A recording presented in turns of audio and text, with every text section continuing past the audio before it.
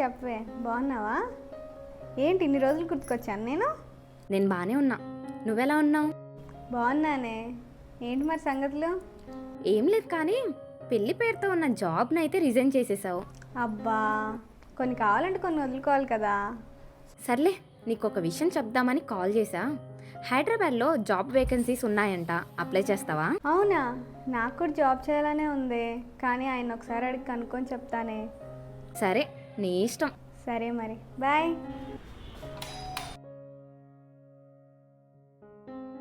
ఏం బావ ఇంత లేట్ అయింది? ట్రాఫిక్ చాలా హెవీగా ఉంది, అందుకే లేట్ అయింది. సరే, టవల్ అక్కడ వేసా, ఫ్రెష్ అయ్యారా, భోజనం చేద్దాం.